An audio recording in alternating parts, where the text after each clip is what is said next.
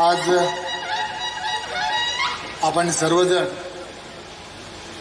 एका विशिष्ट अशा कार्यक्रमाच्या निमित्ताने या ठिकाणी एकत्र जमलो.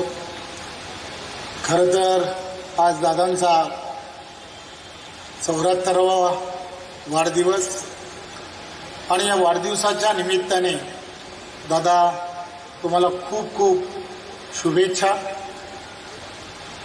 दादांबद्दल या वाढदिवसाच्या निमित्ताने काय बोलावं. खरं तर माझ्यासारख्या छोट्याशा कार्यकर्त्यांनी दादांकडून भरपूर काही जे राजकारणामधले धडे घेतले पाहिजेत ते सर्व धडे मला जर कोणी विचारलं की तुला राजकारणामधले असे धडे काही हे कोणी शिकवले तर मी असं नेहमीच सांगतो, दादांच्या नेतृत्वामध्ये भारतीय जनता पार्टी कोकणामध्ये ही जी वाढत चालली आहे ती फक्त ना फक्त दादांमुळेच वाढली आहे हे मी नेहमी सांगत राहतो. त्याचं कारणच एक आहे, तळागाळातील असणारा प्रत्येक कार्यकर्ता आणि कार्यकर्त्याला बळ देण्याचं काम हे दादांनी नेहमी केलं आणि त्यामुळे कोकणामध्ये आज ज्या ताकदीने भारतीय जनता पार्टी वाढत चालली ही खरं तर दादांनी प्रवेश केल्यानंतर सातत्याने त्यामध्ये वाढ होणं हे होत राहिलं याचे तुम्ही आम्ही सर्वजण साक्षीदार आहोत. एक गोष्ट लक्षात घेतली पाहिजे की तुम्ही आम्ही सर्वजण या वाढदिवसाच्या निमित्ताने ज्यावेळेला दादांच्या असणाऱ्या व्यक्तिमत्वाबद्दल जेव्हा म्हणतो त्यावेळेला मला सर्वजण काहीतरी सांगतायत तर मलाही त्यांच्या जीवनामध्ये माझ्याशी घडलेला प्रसंग सांगणं हे अत्यंत गरजेचं आहे.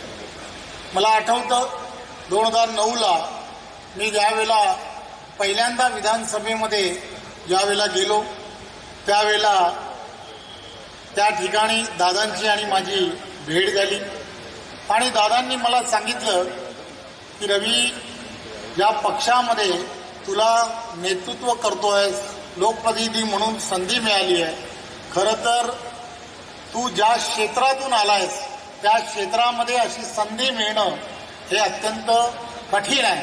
त्यामुळे अतिशय प्रामाणिकपणे या संपूर्ण भागामध्ये जे तुला करता येऊ शकतं ते करण्याचा प्रयत्न कर. एक तुम्हाला प्रसंगही आठवतो, विधानसभेमधील असणाऱ्या सर्व लोकप्रतिनिधींबद्दल आणि लोकप्रतिनिधींचा मान हा राखला गेला पाहिजे हे ताकदीने सांगण्याचं काम जर कोणी केलं असेल तर ते त्यावेळेला विधानसभेमध्ये मला आठवतं की दादांचा थोडासा हाताला मार लागला होता आणि मार लागलेला असताना दादा सभागृहामध्ये त्याही परिस्थितीमध्ये आले आणि एका न्यूज चॅनलमध्ये आमदार आणि आमदारांबद्दल काही ना काहीतरी चुकीच्या पद्धतीचं वक्तव्य निखिलजी वाघे साहेबांनी केलं होतं आणि त्यावेळेला दादांनी सभागृहामध्ये ज्या ताकदीने असं ते म्हणाले की तुम्ही आम्हाला सांगण्याची गरज नाही,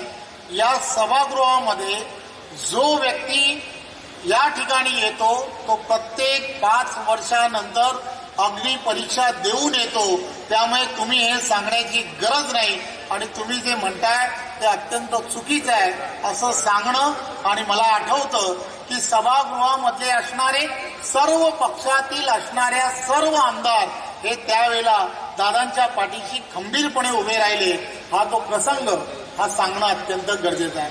तुम्ही आणि आम्ही सर्वजण दादांच्या नेतृत्वामध्ये ज्या ताकदीने हा संपूर्ण कोकण आणि कोकणातील असणारा भाग हे आपण सर्वजण जेव्हा काम करतोय, मी फक्त या प्रसंगी एवढंच सांगेन की दादांना गणरायाच्या चरणी एवढीच प्रार्थना करेन की आपण आपल्याला चांगलं आरोग्य आणि आम्हा सर्वांना त्यांचे असेच शुभाशीर्वाद राहू देत.